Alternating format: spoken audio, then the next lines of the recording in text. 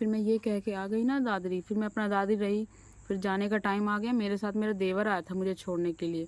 कहता चलो भाभी चलते। मैं बोली मैं नहीं जाऊँगी वहाँ रोहतक वापस। मैं क्यों जाऊँगी वहाँ? वहाँ पे कोई ढंग से बात नहीं करता, कोई कुछ नहीं करता, और मेंटली टॉर्चर और अलग देते हैं वो अलग। पूछिए मत, इतना ज़्यादा मेंटली टॉर्चर कर रखे। हर वक्त कुछ ना कुछ बोलते रहते, तुम ये नहीं कर रही हो, तुम वो नहीं कर रही हो। मैं कुछ नहीं कर सकती हूँ, मेरा दिमाग नहीं काम कर रहा है। मैं आप लोग का यहाँ मेरे पति जिसका दुनिया ही उजड़ चुकी है, वो आप लोग का क्या देखेगी? आके रोटी पानी देखेगी, खाना देखेगी? फिर मैं नहीं गई तो मेरा देवर तो गुस्से में चला गया, क्योंकि उसे ये था ना कि भाभी अगर दादरी में रुक गई ना नानी सास के यहाँ, तो यहाँ की प्रॉपर्टी उन्हें नहीं ना मिलेगी। बात तो ये था, उन्हें यही डर था अपने पास। पता मुझे वो क्यों रख रहे थे? सोचे हमारे पास इसलिए रहेगी ना यहाँ की हमारी जो प्रॉपर्टी है, इसको बस लालच यूं ही देते रहेंगे कि हाँ यहाँ की प्रॉपर्टी मिलेगी, यहाँ की प्रॉपर्टी बाद में हम नहीं देंगे, वो तो हमारी बात है ना। तो फिर गुस्से में चला गया रोहतक। और वहाँ से दूसरे तीसरे दिन बाद मुझे याद है, वहाँ से पूरी पंचायत उठ के यहाँ दादरी आ गई थी मेरे घर। दादरी नानी सास के यहाँ मेरे ससुराल में आ गई थी कि हमारी बहू वहाँ पे कैसे रह गई, क्यों रहेगी, नहीं रहेगी। आप यकीन नहीं मानोगे, पूरी पंचायत, सुदीप के बड़े से बड़े ताऊ, सुदीप के 3 ताऊ हैं, सारे आ गए थे। सारे नहीं, एक सबसे बड़ा ताऊ है वो भी आ गए थे। तो वो ताऊ और आके पंचायत बिठा ली थी। वो थे, उनकी बुआ के लड़के थे, सुदीप के बुआ के लड़के थे, सभी थे। मतलब बड़े से बड़े जितना भी बोलो, सभी बड़े बड़े इकट्ठे हुए थे। और वो भी मेरे डिसीज़न लेने के लिए कि बहू कहाँ रहेगी, मतलब मैं कहाँ रहूँगी, और मैं वहीं रहूँगी ना जहाँ मेरा मन करेगा। तो सभी के बीच में पता क्या हुआ?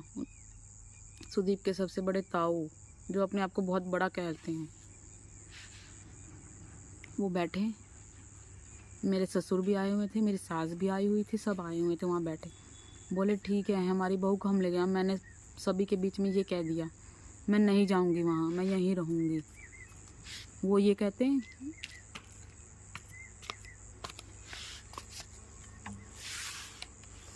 अभी सुदीप को, तुम जाओ ना बेटा खेल लो, पानी पीना है। अच्छा, तुमको ऊपर भी मन नहीं लगता, नीचे भी मन नहीं लगता है ना? मैं वहाँ पे पानी पीने, पर मैं तो वहीं रहूँगी ना जहाँ मेरा मन मानेगा। तो मैं बस दादरी में रहना बोली, मैं नहीं जाऊँगी वहाँ रोहतक, मुझे नहीं रहा जाता वहाँ पे।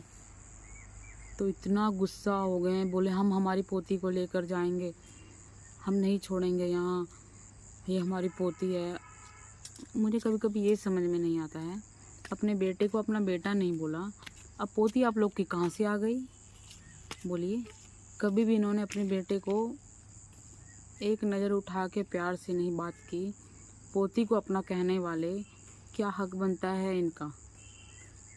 तो फिर मुझे कहते, फिर अभी 1 ही महीना हुआ था सुदीप को गए हुए, मुझे कहते देख बेटा, तुझे शादी करवानी है तो तू शादी करवा ले, तेरे शादी का खर्चा हम उठा लेंगे, पर हम हमारी पोती को अपने पास रखेंगे, हम नहीं इसको भेजेंगे कहीं। मैंने बोला मुझे शादी ही नहीं करवानी है आप लोग। मैंने सोची इन लोग को शर्म भी नहीं आ रही, मुझसे अभी 1 महीना नहीं हुआ सुदीप को गए हुए, मुझसे ये लोग ये पूछ रहे हैं कि मैं शादी करवाऊँ नहीं करवाऊँ। यार 1 महीने में आज 4 साल होने को आ रहे हैं सुदीप को गए हुए, और मैंने अभी तक शादी नहीं करवाई। वो 1 महीने में आ रहे हैं मुझसे पूछने, क्या समझ क्या रखा था? बस शादी करवाना एक मतलब मेरा एम था कि हाँ वो गुजर गया तो दूसरी शादी करवा लो, बस शादी ही करवाने के लिए ज़िंदगी है क्या? कोई फीलिंग या इमोशंस नहीं होते हैं? फिर मैं यहाँ रुकी, दादरी रही। उस दिन बहुत लड़ाई हुई, और लड़ाई में उसने पता क्या कहा? सुदीप के सबसे बड़े ताऊ ने कहता, अगर तुझे तेरे सास ससुर वाले अगर तुझे हिस्सा नहीं देते हैं, सुदीप का बच्ची को हिस्सा नहीं मिलता है, तो मैं तुझे 1 करोड़ दूंगा। आज देखिए मैं हूँ ना, मुझे नहीं दिया है ना मेरे सास ससुर ने हिस्सा, मुझे अब 1 करोड़ देने वाले, वो इतने बड़े बड़े वादे करने वाले कहाँ चले गए? उनका नाम शायद सत्यवान है, मुझे नहीं पता है, सत्यवान है उनका नाम। देखिए मैं इतना उस फैमिली में इन्वॉल्व नहीं हुई तो मुझे नाम नहीं पता, पर दूर से थोड़ा बहुत याद है, सत्यवान है। बाद में मैंने उनकी वाइफ को भी कॉल किया, ताई जिसको हम ताई जी बोलते हैं ना, उनको भी कॉल किया, वो भी कॉल नहीं उठाई मेरा, एकदम नहीं उठाई कॉल मेरा। उनको पता था ना मेरे हस्बैंड जो बोल कर गए हैं वो तो वो पूरा करेंगे नहीं, क्या बोलेंगे हमें। फिर उस दिन तो कैसे तैसे करके, पता है, दीपशिका को उठा के लेके जा ही रही थी, बोली मैं अपनी पोती को लेके जाऊंगी। उस दिन फिर मेरी मौसी सास वो यही बोली तुम लेकर जाओ, पीछे से हम पुलिस लेकर आएंगे। पुलिस तब जाके वो मेरी पोती को यहीं छोड़, मतलब मेरी बच्ची को फिर छोड़ कर गई है। फिर बहुत ड्रामा हुआ उस दिन, इतना ड्रामा, मेरी पोती मेरी बहू, मेरी पोती मेरी बहू, मतलब दुनिया भर का ड्रामा इनके अंदर है इतना। कभी कभी तो मुझे लगता है जो इंसान दो दो चेहरे रखते हैं ना, जीते हुए दो चेहरे, वो कभी सक्सेस नहीं हो पाते हैं लाइफ में। सो डियर फ्रेंड्स, देखिए ये जो है ना हमारी सिक्योरिटी के लिए, देखिए ये हमारा फ्लैट है और जस्ट बगल में ये सिक्योरिटी के लिए इन्होंने ये लगा दिया है, ठीक है ना। इससे क्या होगा ना, हम यहीं पे लॉक कर देंगे और कोई भी उधर से इधर नहीं आ पाएंगे। इतनी ज़्यादा सिक्योरिटी में हमें रखा जा रहा है, इतनी ज़्यादा। तो चलिए इधर चलते हैं।